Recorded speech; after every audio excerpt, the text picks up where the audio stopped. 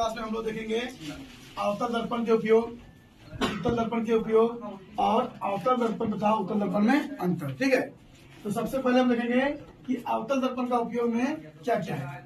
देखिए, torch, search light, वाहनों के हेडलाइट में उपयोग किया जाता है किसका, अवतल दर्पण का। देखिए टॉर्च किससे होता है,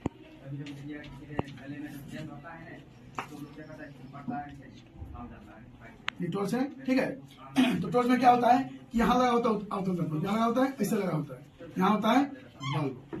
तो जब बल्ब से लाइट निकलता है तो ऐसे टकराता है, इससे है कि नहीं, टकराता है और टकराने के बाद क्या होता है, परावर्तन। देखिए इससे ज्यादा सीधा जाएगा। ठीक है, तो इससे क्या होता है, पूरा रोशनी आगे तक जाता है। इसी तरह हेडलाइट में भी होता है और सर्च लाइट में भी होता है। ठीक है, दूसरा पॉइंट है दंत विशेषज्ञों द्वारा दांतों के मरीजों को इलाज करने में, जो दांत के डॉक्टर होते हैं डेंटिस्ट, वो अवतल दर्पण का उपयोग करते हैं दांत को इलाज करने में। तीसरा पॉइंट है सेविंग दर्पण के रूप में, दाढ़ी बांधते समय, है कि नहीं, दाढ़ी बांधते समय क्या करते हैं, अवतल दर्पण का उपयोग करते हैं, क्योंकि उसमें चेहरा को बड़ा दिखाता है कि नहीं, चेहरे को बड़ा दिखने में हम लोग अवतल दर्पण का प्रयोग करते हैं। कब, जब लोग सेविंग करते हैं, क्योंकि उसमें प्रतिबिंब सीधा बनता है।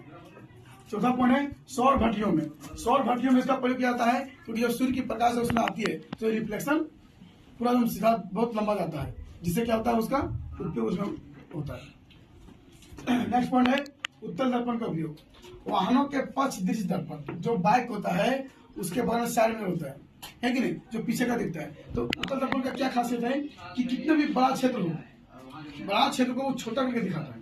आप लोग गाड़ी के जो बाइक होता है उसके साइड में देखिएगा जाके, अपना चेहरा भी ना बड़ा रहेगा तो छोटा करके दिखाएगा। गाड़ी के बाइक के पीछे बड़ा बड़ा बस आता है, उसको देखना बस को छोटा करके दिखाता है, यानी बड़ा क्षेत्र को छोटा करके दिखाता है। ठीक है, उसमें ताकि पूरा रास्ता हमको दिखे। दूसरा है सिक्योरिटी दर्पण, सिक्योरिटी दर्पण क्या यूज करते हैं मॉल वगैरह में, ताकि पूरा जितना भी भीड़ हो सब भीड़ एक ही दर्पण में पूरा कंप्लीट दिखाएगा। तीसरा है स्ट्रीट लाइट, क्या है, स्ट्रीट लाइट, जो गली में होता है, रास्ते में जो लाइट होता है उससे क्या करता है, फोकस पड़ता है तो फैला देता है कि नहीं, तो लाइट को फैला देता है ताकि ज्यादा रोशनी हो। ठीक है, धन्यवाद। अब हम लोग देखेंगे अवतल तथा उत्तल दर्पण में अंतर। देखिए क्या है अवतल दर्पण और उत्तल दर्पण।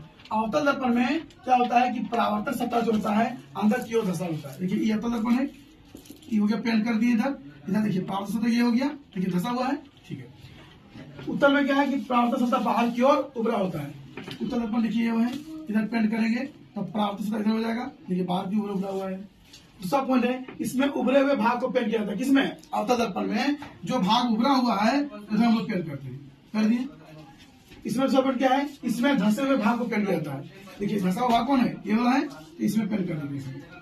ठीक है, तीसरा पॉइंट है इसमें वास्तविक तथा काल्पनिक दोनों प्रतिबिंब बनता है। हम लोग बताए थे हम कि अवतल दर्पण में सभी प्रतिबिंब कहाँ बनते हैं, वास्तविक बनते हैं, लेकिन जब एफ तथा ध्रुव के बीच में रखते हैं तो प्रतिबिंब कहाँ बनता है, पीछे बनता है, यानी काल्पनिक बनता है। इसमें दोनों प्रतिबिंब बनेगा। इसमें क्या है, इसमें हमेशा काल्पनिक बनेगा।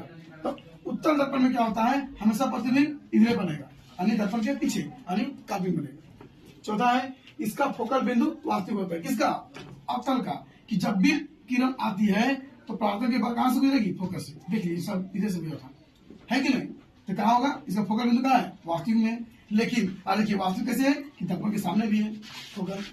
देखिए उत्तल में क्या है, उत्तल में फोकस होता है यहाँ पर और होता है यहाँ पर, यानी कि दर्पण के पीछे होता है फोकल बिंदु। तो इसका मतलब क्या हुआ कि फोकस एक काल्पनिक है कि नहीं।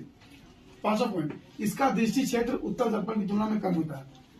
अवतल दर्पण का जो दृष्टि क्षेत्र होता है वो कम होता है, यानी कि जो अगर कोई भी चीज वस्तु को देखेगा तो उसको क्या करेगा, वो बड़ा कर देगा उसको।